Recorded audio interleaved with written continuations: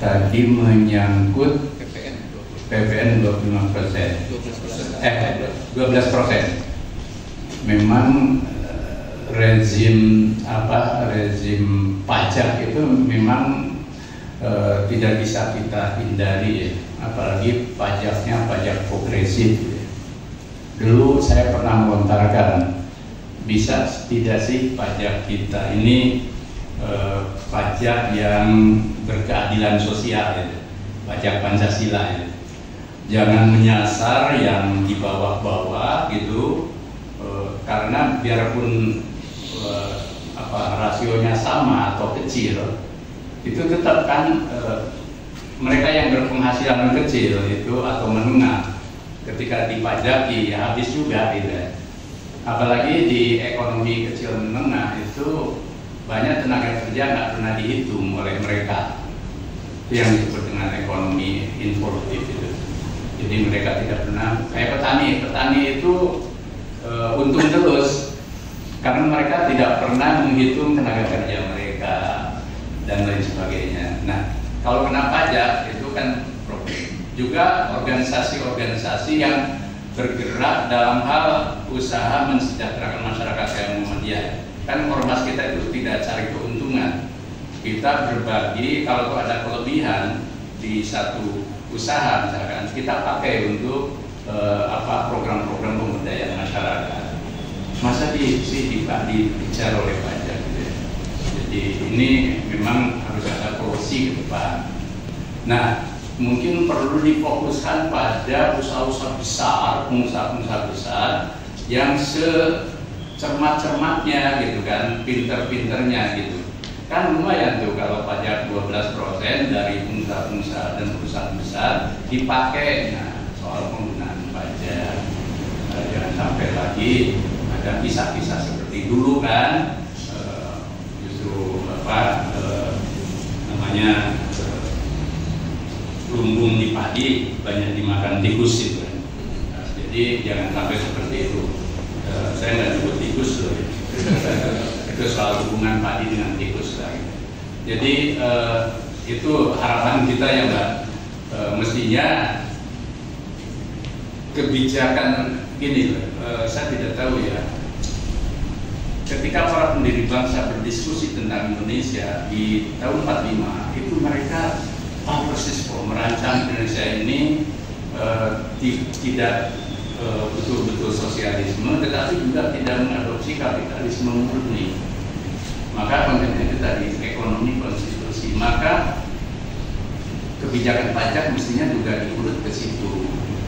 Nah, karena itu ketika juga sudah dapat penghasilan dari pajak untuk negara, betul-betul untuk negara, dan negara juga nanti menggunakan untuk sebesar-besarnya tadi kemakmuran rakyat, dibalikkan ya. Jadi pesan kami lah, pajak sebesar apapun itu dimanfaatkan untuk kesejahteraan rakyat, dan itulah makna dari yang kaya membantu yang miskin lewat pajak, mestinya kan gitu. Jadi itu. Tapi juga di polisi lain mestinya juga dilakukan. Jujur kritik kami terhadap PTNBH misalkan, perguruan tinggi negeri sekarang itu kan sama mahalnya dengan swasta. Kemudian juga perguruan tinggi negeri itu ya seperti lembaga bisnis kan sekarang, kejar setoran. Kami swasta boleh jadi mungkin dianggap terugikan boleh, tapi swasta itu biasanya punya kemampuan untuk bangkit ya. Tapi yang rugi negara nanti. Kalau perguruan tinggi negeri itu mengejar keuntungan sebesar-besarnya dan juga terus mengkapitalisasinya, satu, rakyat umum juga dirugikan. Mereka sudah menaruh harapan tinggi bahwa pendidikan negeri itu jalan paling mudah kan, artinya swasta dianggap mahal, padahal sekarang sama kan. Nah, akhirnya mereka tetap pilih negeri. Tapi yang kedua, nanti kualitas menurun. Nah, kalau kualitas menurun, siapa yang rugi? Nah, itu poin-poin itu yang harus dipahami oleh para pejabat publik di Republik ini, memahami dasar-dasar dan spirit dari Indonesia itu dibangun. sehingga tidak murni kapitalisme. Atau oleh Pak Prabowo sering disebutkan jangan sampai neoliberal itu sebenarnya maksudnya itu ya. Mudah-mudahan lah nanti terkontrol Mbak Putut ya. Nah, untuk KPK dan lain-lain ini ada suhunya di samping saya. Menarik agenda tampil dengan tema tersebut yang sudah dijelaskan dengan baik. Itu saya ingin mengaitkan dengan problematik itu sesungguhnya bisa dicari solusinya. Apa yang saya maksud? Yaitu problematik bahwa kemakmuran yang akan terus-menerus dihadirkan oleh Muhammadiyah dengan penjelasan yang tadi disampaikan itu tidak bisa kita lepaskan dari teori dasar konstitusi yang sudah baku di Indonesia, sudah dibakukan, yaitu trias politika. Itu mempunyai akar secara klasik hukum kenegaraan dan ketatanegaraan, legislatif, yudikatif, dan eksekutif. Sekarang ini siapa yang bisa membantah kalau ada yang mau membantah? Ketika kamar ini, ketika bidang tidak ada masalah. Yang terakhir di Mahkamah Agung, sudah pensiun saja sudah masih bisa ngatur-ngatur seperti ini. Itu kan simbol dan simbolisasi bahwa trias politika itu semuanya sedang mengalami satu degradasi moral yang titik terendah. Tadi yang disampaikan Pak Ida di awal pengantarnya juga begitu, mengaitkan semuanya ini problem kemakmuran itu dengan faktor, salah satunya faktor dinasti. Ada hubungan yang timbal balik antara dinasti dengan korupsi itu.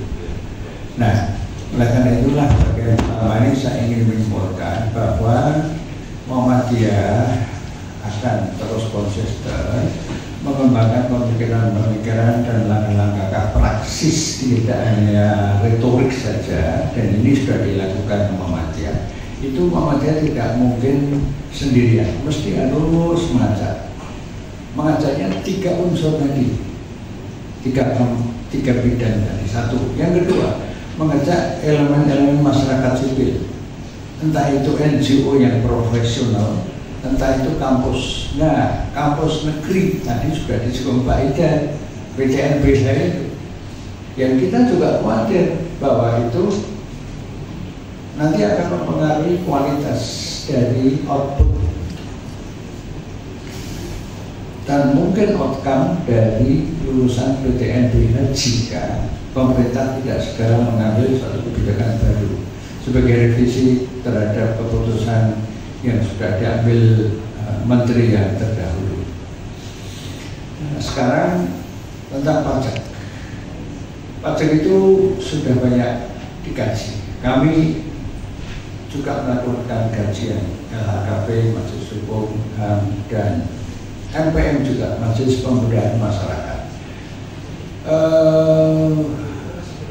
Politik perpajakan kita itu tidak jelas filosofi atau ideologi yang mendasarinya.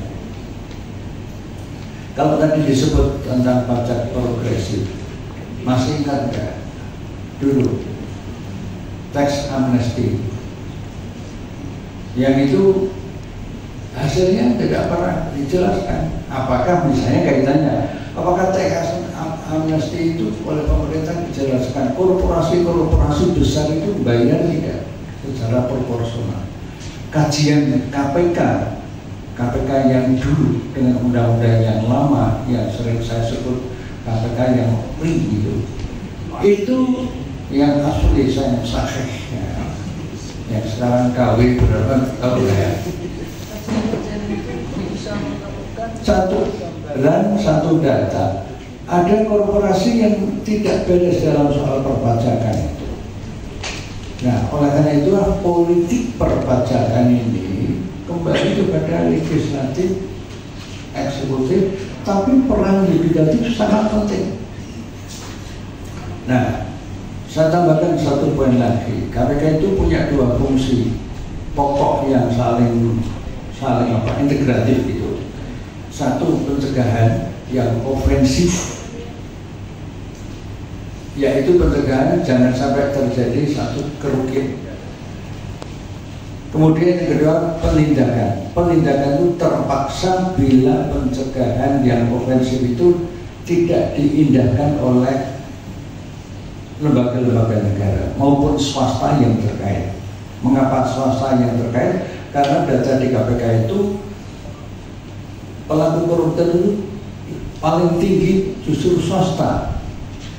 Swasta, ada datanya itu.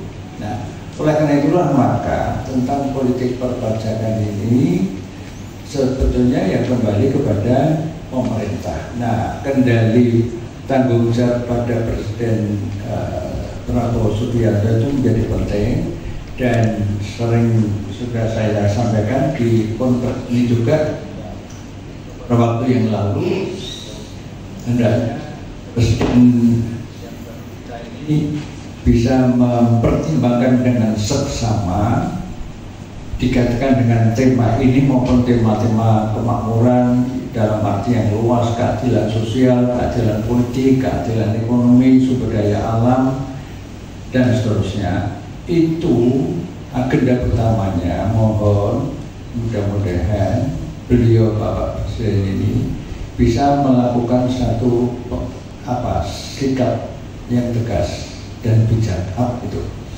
mengambil langkah menggunakan hak konstitusionalnya